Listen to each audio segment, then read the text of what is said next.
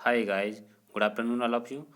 आज हम इस वीडियो में लेकर के आए हैं यूपी टेट 2021 की जो परीक्षा हुई है 23 जनवरी 2022 में, उसके मैथ पार्ट का हम सॉल्यूशन करेंगे आज इस वीडियो में। इससे पहले मैंने इसका आंसर की डाल दिया था, आपने चेक कर लिया होगा कि आपके कितने क्वेश्चन सही हैं। अब विस्तार से उन प्रश्नों को हम हल करेंगे। चलते हैं, वीडियो शुरू करते हैं। जैसा कि आप देख पा रहे होंगे, ये 91 आपके सामने प्रश्न दिया गया है। इस प्रश्न में आप देख रहे होंगे ये 10 की घात दी है 3x और 125 को कहते हैं हम 5 की घात 3 कहेंगे। क्या कहेंगे? 5 की घात 3 कहेंगे। तो ये मान लीजिए हमने 5 की घात 3 लिख लिया। अब इसमें ये 10 की घात 3x को हम लिख सकते हैं 10 की घात x और ऊपर से 3 लगा देंगे बराबर ये 5 की घात 3। 3 से 3 आप काट देंगे। अब यहीं आप क्या करेंगे? 10 की घात x जो बची है इसकी पावर आप लगा देंगे कितनी? -2। और इधर भी जो 5 बचा है इसकी घात -2 लगा देंगे। और इसे जब हल करेंगे तो घात का घात में गुणा हो जाता है, तो 10 की घात x का गुणा जब -2 में करेंगे तो ये -2x हो जाएगा। इसकी वैल्यू आपसे पूछी गई है। और ये x की 5 की घात -2 है ना, इसे अगर अंश से हर में ले जाएंगे तो 5 की घात +2 हो जाएगी। ये -2 है यहाँ पर, और जब बट्टे में ले जाएंगे तो +2 हो जाएगी। और 5 का वर्ग होता है 25। तो आप देख लीजिए 1/25 ऑप्शन नंबर 3 में सही है। तो पहला प्रश्न आप देख लिए, इसका ऑप्शन नंबर 3 सही हो जाएगा। अगला प्रश्न आपके सामने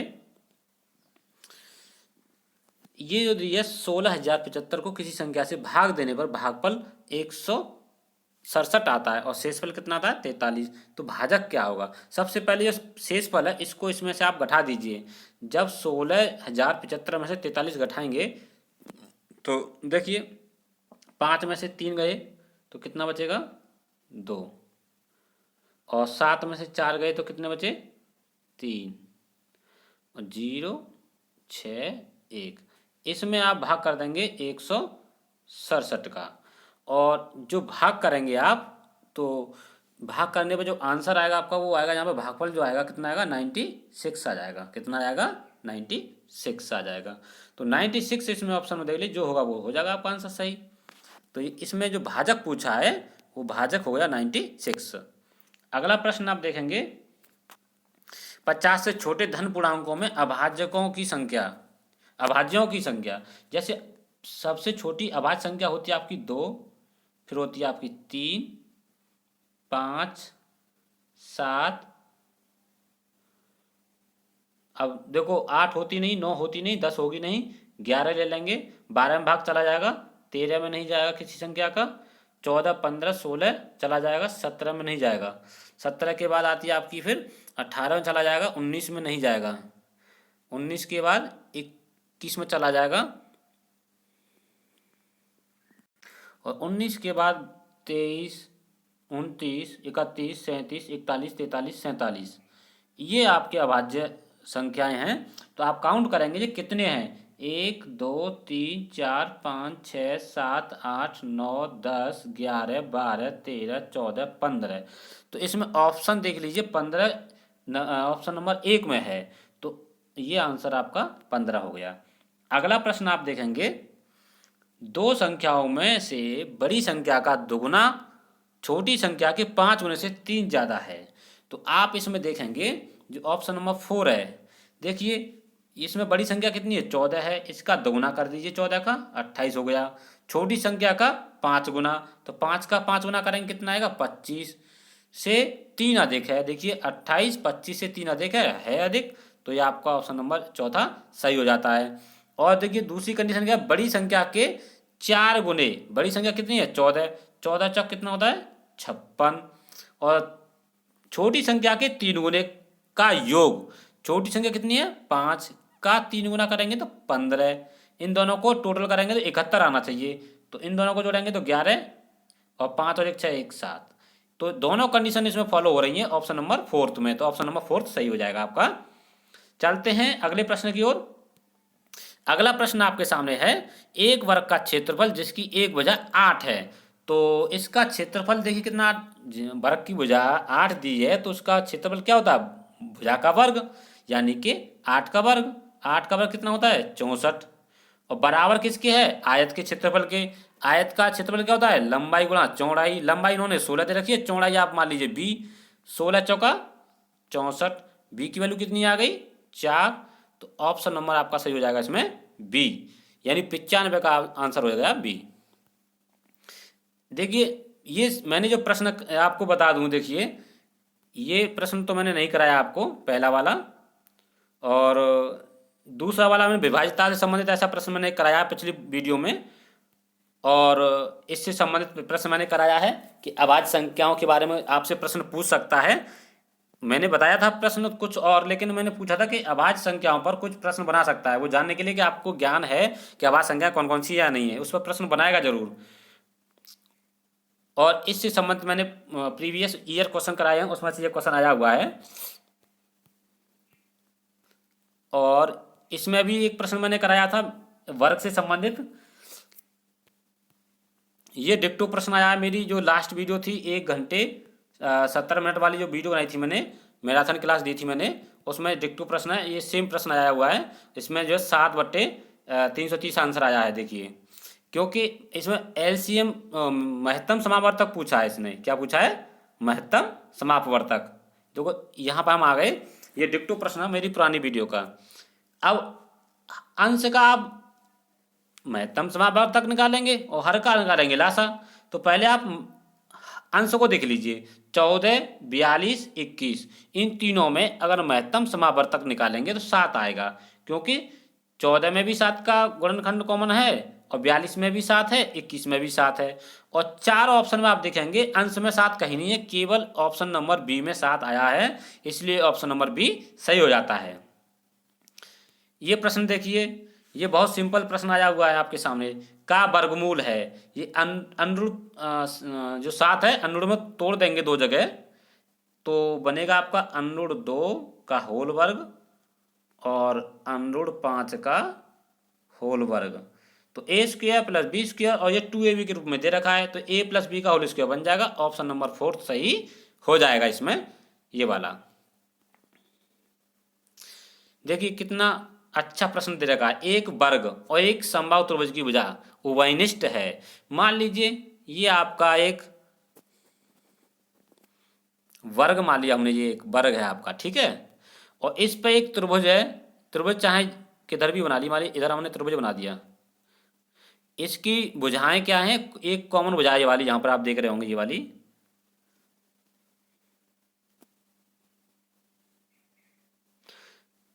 तो अब यहां पर उन्होंने क्या कहा है? वर्ग की भुजाएं तो चारों बराबर होती हैं और समबाहु त्रिभुज में भी तीनों भुजा बराबर होती हैं। ये भुजा इसके बराबर हो गई, तो इसका मतलब ये सभी भुजाएं बराबर हो गई। अब इसका परिमाप पूछा इन्होंने, तो परिमाप में आप मुझे ये बताइए कि कितनी भुजा बैठ रही हैं इनकी। देखिए 1, 2, 3, 4, 5, पर इसे छोड़ देंगे, इससे मतलब नहीं रहेगा हमारा, क्योंकि परिमाप का मतलब है चारों तरफ से इसको नापना है आपको। तो इसमें आपकी टोटल भुजा कितनी बैठी? 5 भुजा। कितनी? 5। और एक भुजा की माप कितनी है? 4/3। तो 4/3 में जब गुणा करेंगे आप 5 का, तो 5 चौक 20/3, और 20/3 को जब हल करेंगे तो 3 का भाग देंगे 20 में, क्या आ जाएगा? 6 बार, और बचेगा कितना? 2/3। यानी कि ऑप्शन नंबर इसमें देखो, आप देख रहे होंगे दूसरा सही है। 6 सही, 2/3, 6 तिया 18 और 2 20/3। नेक्स्ट प्रश्न आपके सामने, निम्नलिखित में से कौन सी संख्या 99 से विभाजित होगी? 99 से विभाजित होने का मतलब है कि 11 और 9 का विभाज्यता का नियम आपको देखना है फॉलो हो रहा है या नहीं हो रहा। जिसमें फॉलो हो जाएगा वो संख्या सही हो जाएगी। तो आप समझिए 9 का क्या है कि अंकों के योगफल में 9 का भाग चला जाए, तो 9 का भाग चला जाएगा पूरी संख्या में। 11 का मतलब क्या होता है? सम स्थान पर आने वाले अंकों का योग और विषम स्थान पर आने वाले अंकों का योग, दोनों के अंतर में 11 का भाग चला जाना चाहिए। तो देखिए हम टेस्ट करते हैं इसे दूसरी वाली संख्या पर। इसमें पहली संख्या कितनी है? 1। दूसरी कितनी है? 4।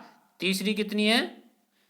मतलब विषम स्थानों पे ले रहा हूं मैं, पहले स्थान पे और तीसरे पे और 5वें पे। 1, 4, 4।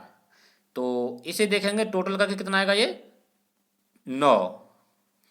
अब सम स्थानों पर ले लिए, दूसरे स्थान पर कितना दिया उन्होंने 1, चौथे स्थान पर क्या दिया उन्होंने 3 और छठवें स्थान पर क्या दिया उन्होंने 5। टोटल करिए कितना हुआ 5 और 3 8 1 9, कितना हो गया 9। और 9 में से 9 घटा देंगे कितना आएगा 0। 0 में 11 का भाग चला जाएगा, तो ये 11 से विभाजित है दूसरी संख्या। अब सभी अंकों का योगफल कर लीजिए, तो 9 और 9 कितना होता है 18। क्या 18 में 9 का भाग चला जाएगा, यस चला जाएगा, तो ये भी आपका सही हो गया ऑप्शन नंबर 2।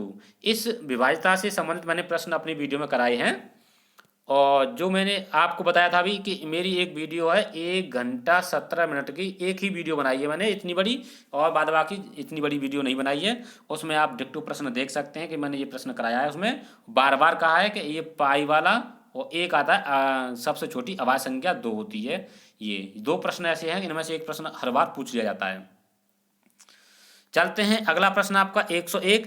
यदि किसी वस्तु का क्रय मूल्य उसके विक्रय मूल्य का 3/2 है। ये भी प्रश्न मैंने प्रीवियस ईयर क्वेश्चन जो कराए हैं, पुराने पेपर सॉल्व कराए हैं, उसमें ये प्रश्न डिक्टो दिया हुआ है। इसमें हमेशा हानि होती है, और जब इसे सॉल्व करेंगे तो 33 से 1/3 आता है। कैसे करेंगे सॉल्व देखिए।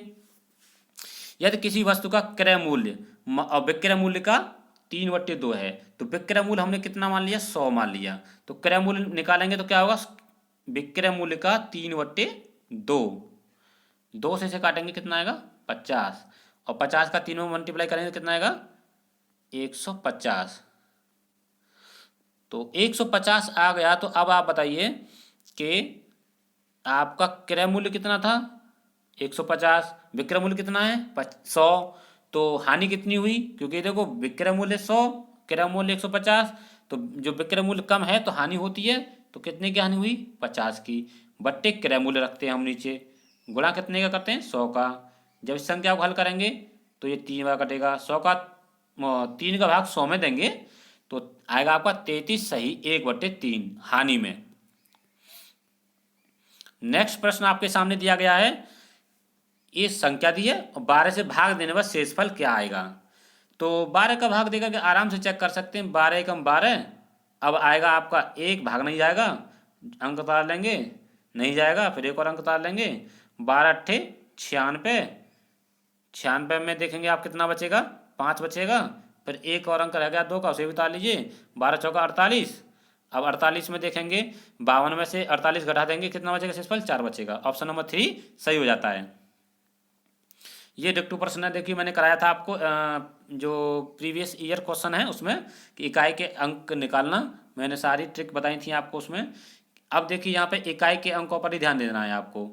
इकाई का अंक क्या है पहला 8 6 9 2, 8 6 48, 9 दूनी 18, 8 8 64, केवल इकाई पे ध्यान देंगे। इसमें देखिए 4 आ गया, ऑप्शन नंबर 3 सही हो जाएगा।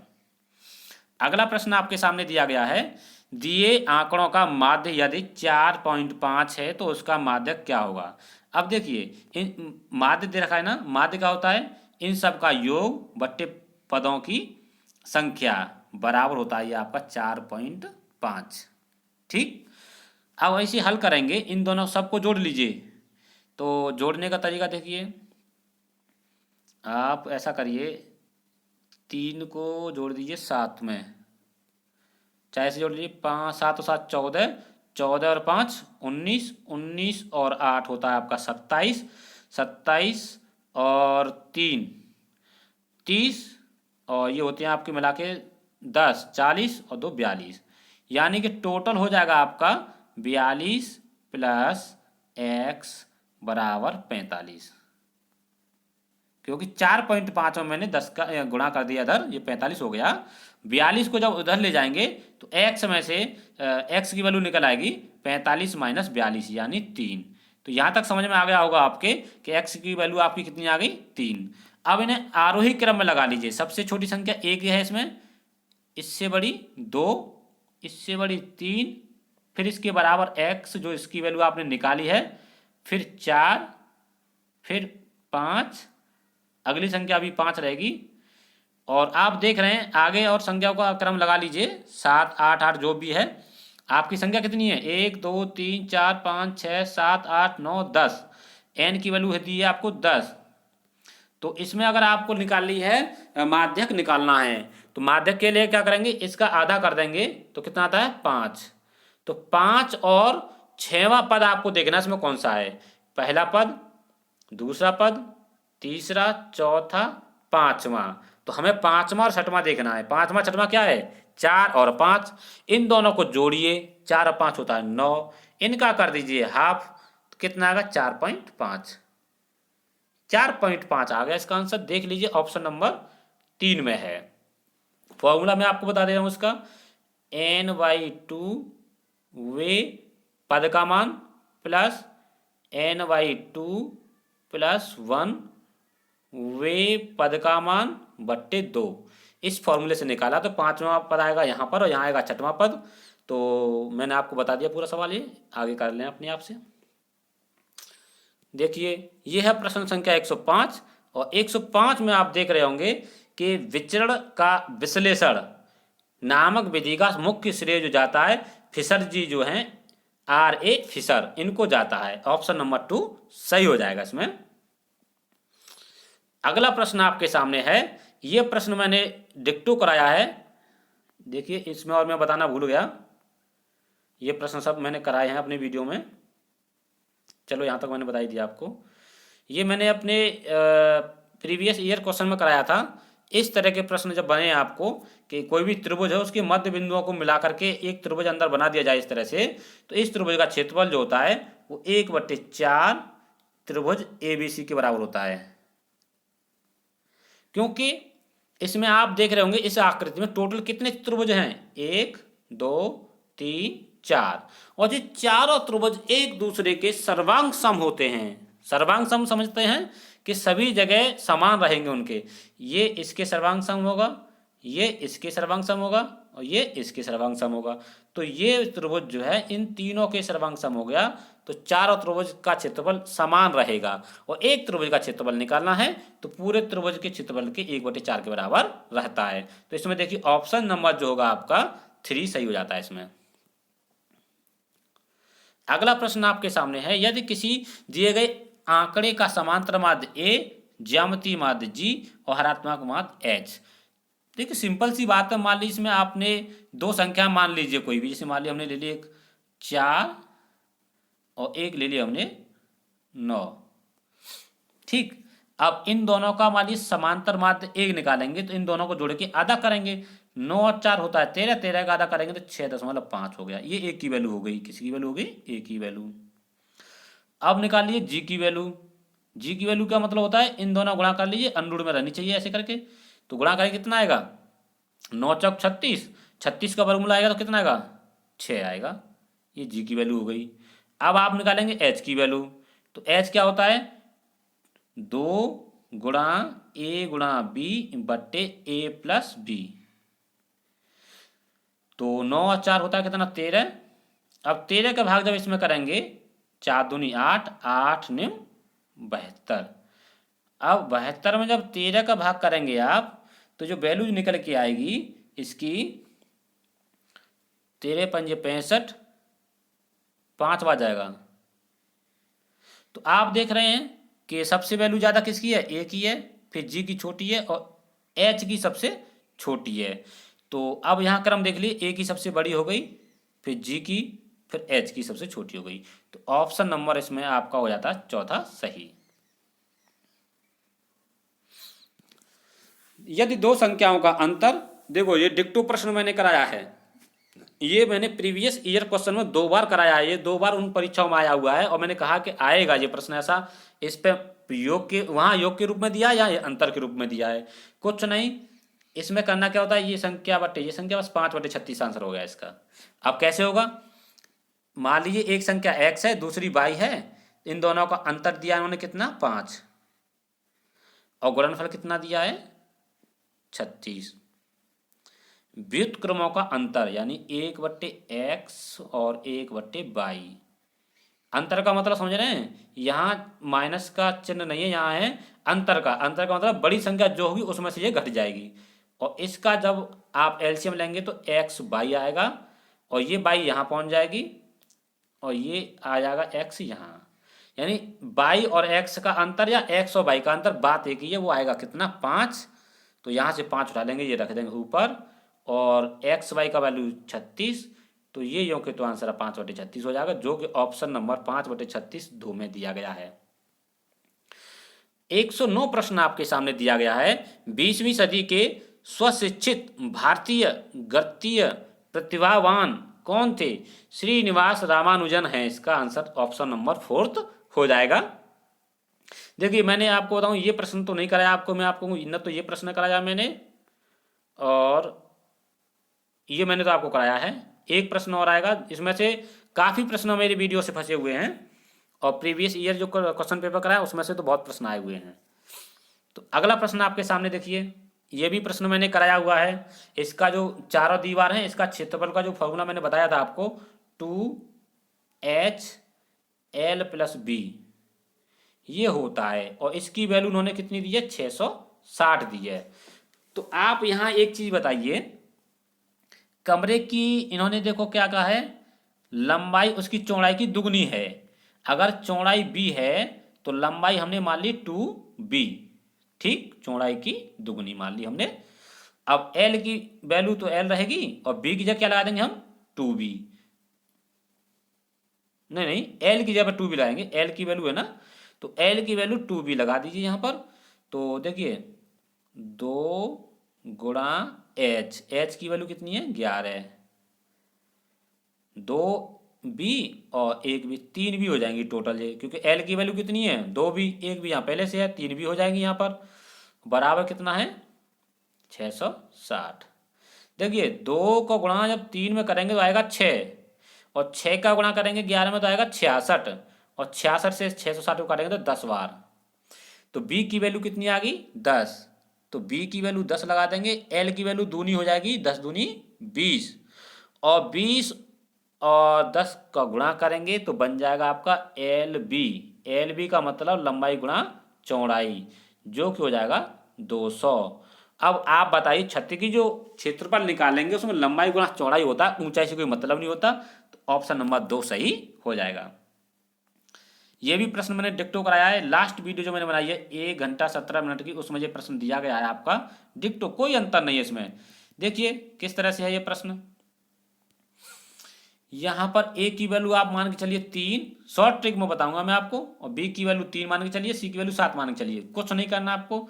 तो a की जगह पर 3 रखिए, b की जगह पर 4, और c की जगह पर 7, c की जगह पर 7। 7 और 3 होता है 10, और 4 14, 14/7 है, 7 का इसमें भाग कर दीजिए, कितनी बार जाएगा? 2 बार। ऑप्शन नंबर आपका सही हो जाएगा 4। एक प्रश्न प्रीवियस ईयर क्वेश्चन था हमारा, उसमें ऐसा प्रश्न था, अब ये मुझे जानकारी नहीं है कि इसकी संख्याएं वही हैं या अंतर है, लेकिन है प्रश्न वही लगभग। अब मैं आपको बताऊं, 5 जनवरी 2091 को शनिवार था, यहीं 5 जनवरी 1992 की अगर बात करें तो शनिवार की जगह रविवार हो जाएगा। क्या हो जाएगा? रविवार। 5 जनवरी 1992 तक। अब हमें 1992 में 3 मार्च तक पहुंचना है, तो ये बात जानकारी करिए, 5 जनवरी तक तो हम आ गए। 5 जनवरी से 31 जनवरी का आपका बचेंगे 26 दिन। 26 और 5 31, क्योंकि जनवरी 31 की होती है, और फरवरी पड़ेगी आपकी 29 की दिन की। कितने दिन की पड़ेगी? फरवरी 1992 में 29 दिन की पड़ेगी। इसीलिए ये प्रश्न बनाया गया, मार्च तक लेके गया, इसलिए कि फरवरी को आप ध्यान में रखें कि ये लीप वर्ष है, जिसमें ये फरवरी 29 दिन की होती है, ठीक है। अब बात आती है मार्च में क्या को पूछा? 3 तारीख को, तो 3 दिन और ये मिल गए आपको। अब इनको दो, 26 और 3 कितने होते हैं? 29, 29 और 29 58। तो अब यहाँ आप समझ जाइए कि आपका टोटल दिन बढ़ाना कितना? 58 दिन बढ़ाना है। कितना बढ़ाना है? 58। हमारा रविवार पड़ रहा है, और 58 दिन बढ़ाएंगे तो क्या दिन आएगा? सबसे पहले आप इसमें भाग करिए 7 का, 7 8 56, कितना बचेगा? 2। केवल आप 58 दिन बढ़ाने के बजाय केवल 2 दिन बढ़ा दीजिए रविवार में। रविवार के बाद बढ़ाइए सोमवार, और उसके बाद मंगलवार, 2 दिन बढ़ा देंगे, मंगलवार आ गया। इसका सिंपली आंसर हो जाएगा आपका मंगलवार। देखिए ये प्रश्न है, आपको सिंप्लीफिकेशन करना बहुत सरल है। 1/3 की घात तो -3 है, तो माइनस हटा देंगे तो 3 की घात 3 हो जाएगी ये। और इसे आप 3 की घात 3 को लिख सकते हैं क्या, 3 3 9 27 लिख लेंगे। माइनस 4 की घात, माइनस की 2 है ना 1/4 में, माइनस यहाँ से खत्म करेंगे तो 1/4 की जगह केवल 4 रह जाएगा। क्या रह जाएगा, 4। और 4 की घात कितनी रहेगी फिर 2, तो 4 चौक 16। आगे चिन्ह भागित का है। इसी प्रकार से 1/4 दिया, ऊपर माइनस की 3 है, तो केवल 4 पे 3 रह जाएगी। और 4 की घात 3 का मान होता है 4 चौक 16, 16 चौका 64, तो ये आपका 64 हो जाएगा। अब आप यहाँ देख रहे होंगे 27 में से अगर 16 कम कर दिए जाए तो कितने बचेंगे, 11। 7 में से 6 गए तो 1, 2 में से 1 गया तो 1, भागित का मतलब बट्टे में 64, बट्टे में लगा दीजिए। अब देख लिए 11/64 केवल बी ऑप्शन में दिया गया है, आंसर बी ऑप्शन हो जाएगा। चलते हैं, 114 प्रश्न दिया है आपके सामने। एक त्रिभुज की रचना करने के लिए संभव भुजाएं हैं। इसमें ये प्रश्न बनाने का मतलब है कि आपको ये जानकारी होनी चाहिए कि एक त्रिभुज की एक नियम है कि किन्हीं दो भुजाओं का योग, जैसे मान ली A, B, C, 3 त्रिभुज की भुजाएं हैं और C सबसे बड़ी भुजा है, C सबसे बड़ी भुजा है, तो इनका जो नियम कहता है कि शेष दो भुजाएं हैं A और B, इनका योग कर देंगे तो C से बड़ा होना चाहिए। यानी कि ये जरूरी नहीं कि आप इन्हीं दो भुजाओं को जोड़ें, कोई सी दो भुजा जोड़ लीजिए, तीसरी भुजा से बड़ा होना चाहिए। ये एक नियम है त्रिभुज की भुजाओं का नियम कि A + B बड़ा होना चाहिए C से, चाहे कुछ भी वैल्यू हो ABC की। अब आप इसमें देखेंगे कि हम अगर इसका योग और इसका योग कर देंगे तो कितना बैठेगा, 5 और 3 8.8, जो कि तीसरी भुजा से छोटा है, तो त्रिभुज बन ही नहीं पाएगा, तो पहला ऑप्शन गलत हो गया। 6 3 3, अगर 3 और 3 जोड़ेंगे कितना बनेगा 6, तो इसके बराबर हो गया, हमें चाहिए बड़ा, तो ये भी ऑप्शन गलत हो गया। त्रिभुज की दो भुजाओं का योग तीसरी भुजा से बड़ा होना चाहिए। अब इसमें देखिए, इन दोनों को जोड़िए, 5 और 4 कितना होता है 9, और ये देख रहे हैं तीसरी भुजा से बड़ा हो गया, यहाँ पर क्या हो गया, बड़ा, तो ऑप्शन नंबर 3 सही हो जाएगा इसमें। अगला प्रश्न आप देखेंगे इसमें, ये प्रश्न मैंने, देखिए इससे पहले जो प्रश्न कराया मैंने, ये भी मैंने आपको कराया था, ये भुजाओं से संबंधित मैंने कराया था एक प्रश्न, प्रीवियस ईयर क्वेश्चन पेपर है उसमें से, और एक प्रश्न ये भी मैंने कराया था पुराने पेपरों में। तो इसमें देखें कैसे करेंगे, ये 3 की घात 1/2 मान लीजिए इसे, और ये 4 की घात 1/3 लिखेंगे इसे, और ये करेंगे 5 की घात 1/4। अब हम इस सवाल को तभी हल कर पाएंगे जब इसके आधार या घात बराबर हों, तभी हम देख पाएंगे कि ये कौन सी संख्या छोटी है कौन सी बड़ी है। तो हम इसमें घात बराबर कर देते हैं, 2 3 4 का लासा लेंगे तो 12 आएगा। तो अगर हम 12 घात बनाएंगे तो कैसे बनाएंगे, 3 की घात मान लीजिए हमने लिख दिया 6 और 1/12, इसे जब हल करेंगे तो आपको 6 से आप काट देंगे, 12 को 2 बार कटेगा, तो 2 यहाँ पे घात है, आपने ये चेक कर लिया अपने आप से, ठीक। ऐसे ही 4 की घात कितनी लगाएं कि ऊपर 12 रखने पर कोई अंतर ना आए, 4 की घात 4 रख लीजिए और ऊपर 1/12 कर दीजिए, तो 4 से जैसे काटेंगे 3 बार कटेगा, यहाँ 3 ही है, तो इसमें भी कोई अंतर नहीं आएगा। अब चलते हैं अगले में, 5 की घात कितनी है, 5 की घात आप कर लीजिए 3, और यहाँ कर दीजिए 1/12, क्यों 3 चौक 12, तो यहाँ 4 ही है, तो कोई अंतर नहीं आएगा।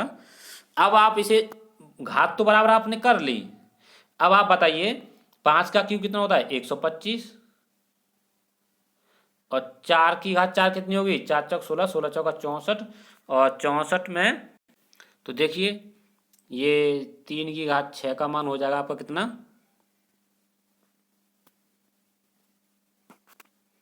729, और 4 की घात 4 का मान 256, ये, और 5 की घात 3 का मतलब 125। ये ऊपर आप देख रहे होंगे घात 1/12 सब जगह लगी हुई है, यहाँ भी लगी हुई है ये, और यहाँ भी लगी। 1/12 घात का मतलब तीनों घात बराबर हैं।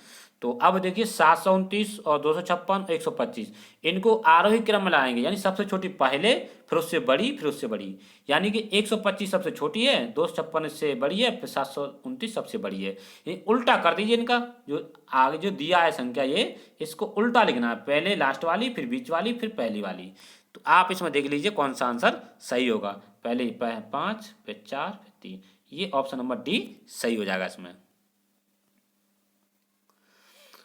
अगला प्रश्न आपके सामने है, यदि अवरोही क्रम में दिए गए आंकड़ों के दोनों छोरों से प्रेक्षण हटाए जाते हैं। देखिए ये प्रश्न मैंने प्रीवियस ईयर क्वेश्चन में कराया है, इसमें माध्य और बहुलक ही आता है। माध्य और बहुलक ये प्रभावित होते हैं, ठीक है। अगला प्रश्न, 5 सेमी बाजू वाले एक घन के सभी फलों, ये भी प्रश्न मैंने कराया है, डिक्टो प्रश्न आए हैं मेरी वीडियो से ये, और ये भी प्रश्न है डिक्टो। पंचभुज के अंतः कोणों का योगफल, मैंने ये फॉर्मूला बताया था आपको, मैं पहले इसे कराता हूँ आपको 117 को, देखिए कैसे कराना है आपको। सिंपली आप ये समझ लीजिए, आपका ये घन है, आपका क्या है, ये घन है। ये इसकी 5 सेमी भुजा है ना, तो हम एक एक सेमी पे इसके बना देते हैं ग्राफ। 1,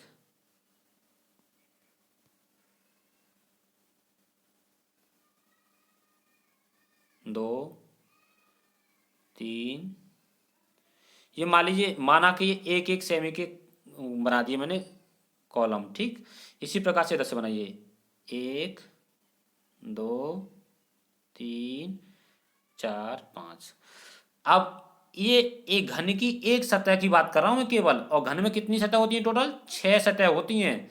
मैं एक घन पर कैलकुलेट करूंगा, बाद बाकी 6 सतह पे अपने आप निकाल लेंगे।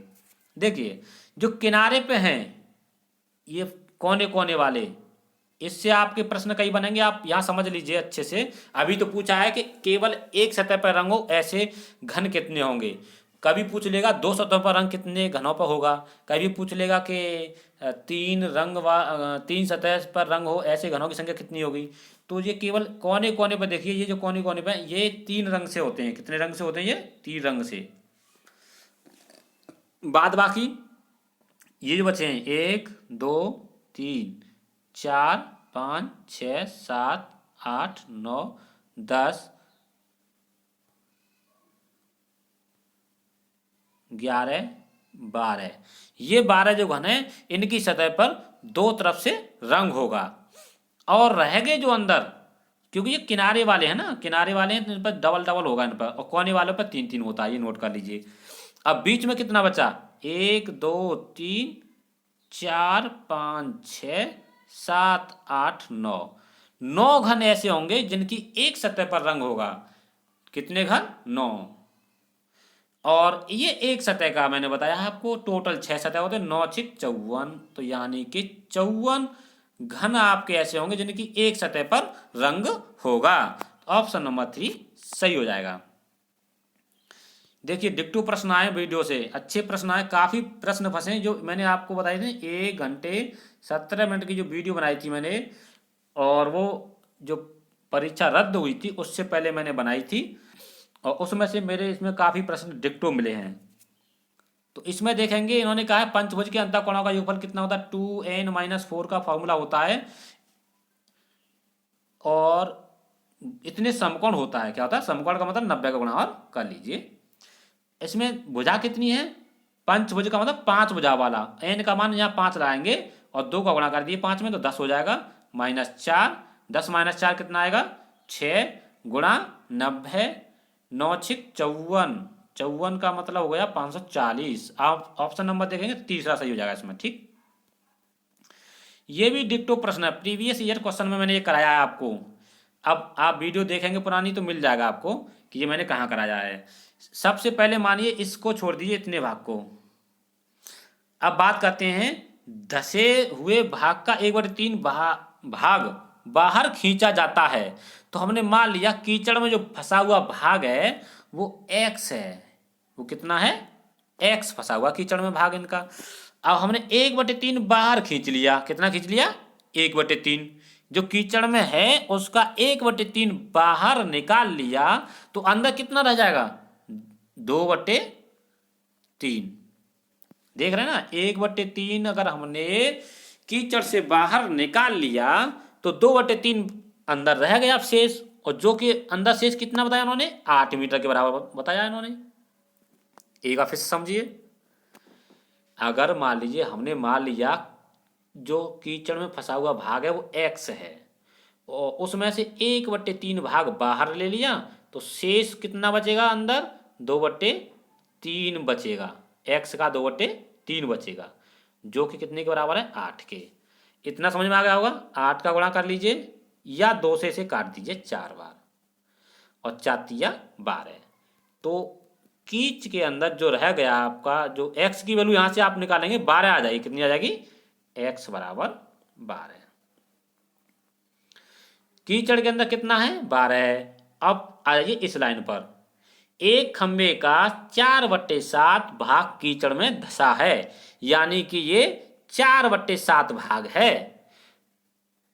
टोटल लंबाई कितनी होगी? अब मान लीजिए खंबे की लंबाई हमने बाई मान ली तो बाई का 4/7 भाग कीचड़ में है और कीचड़ में कितना निकाला हमने सॉल्व करके? 12।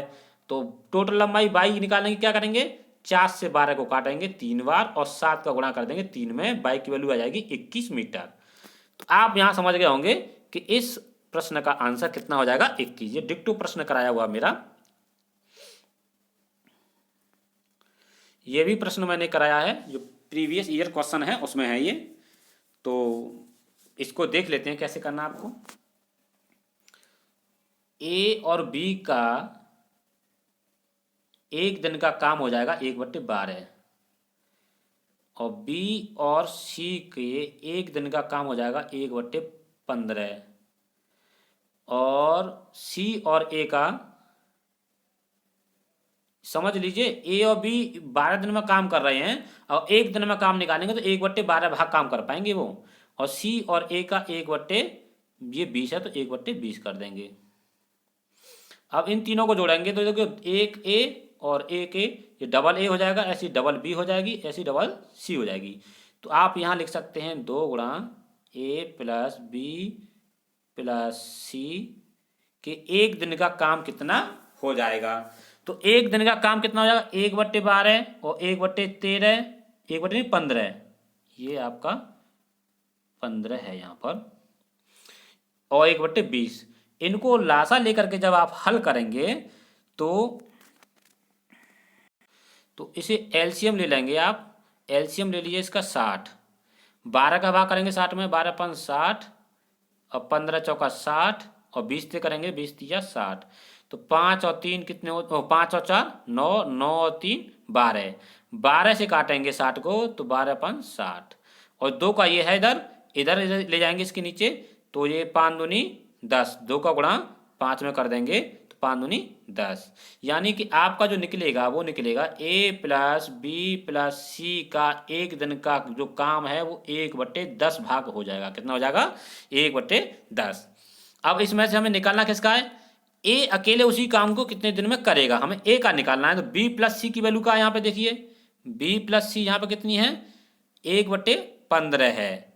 1/15 इसमें से घटा देंगे 1/15 और इसे हल कर लीजिए तो ए की वैल्यू देखिए कितना आएगा। इसकी आएगा देखिए 30। एलसीएम ले लेते हैं। 15 एकम 15, नहीं 15 दूनी 30 और 10×3 30। देखिए कितनी बड़ी गलती कर रहा हूँ मैं आपके सामने है।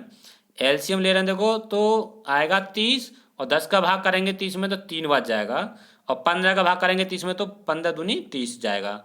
तो आपका देख रहे हैं 3 में से 2 घटा देंगे तो 1 बचेगा 1/30। यानी ए अकेला एक दिन में 1/30 भाग काम करेगा। कितना करेगा? 1/30 भाग और पूरा काम करेगा तो उसे 30 दिन लग जाएंगे। 30 दिन ऑप्शन नंबर 4 में है तो ये ऑप्शन नंबर 4 सही हो जाएगा। तो ये था यूपी टेट 2021 के एग्ज़ाम पेपर जो हुआ है उसका मैथ पार्ट का सॉल्यूशन, जो कि 23 जनवरी 2022 यानी आज की डेट में हुआ है। इसका जो मैथ पार्ट का सॉल्यूशन है, यार किसी को किसी प्रश्न में कन्फ्यूजन हो तो कमेंट बॉक्स में ज़रूर बताइए कि ये प्रश्न समझ में नहीं आया है, तो उसको मैं दोबारा से आपके लिए कोशिश करूँगा कि वो आपके समझ में आ जाए। तो वीडियो कैसा लगा? अगर आपको वीडियो अच्छा लगा हो तो वीडियो को एक लाइक अवश्य करें और अपने मित्रों को शेयर कर दें वीडियो, जिससे कि वो अपना चेक कर पाएँ और समझ पाएँ कि किस तरह से ये प्रश्न हल होने हैं। कि कोई प्रश्न है ऐसा जो नहीं हो रहा तो उस वीडियो से उनको हेल्प मिल सकती है। और यदि आप नए हैं हमारे चैनल पे तो हमारे चैनल को सब्सक्राइब जरूर कर लीजिए, जिससे आने वाली वीडियो का नोटिफिकेशन आपको मिल जाए। मिलते हैं नेक्स्ट वीडियो में। Thanks for watching this video.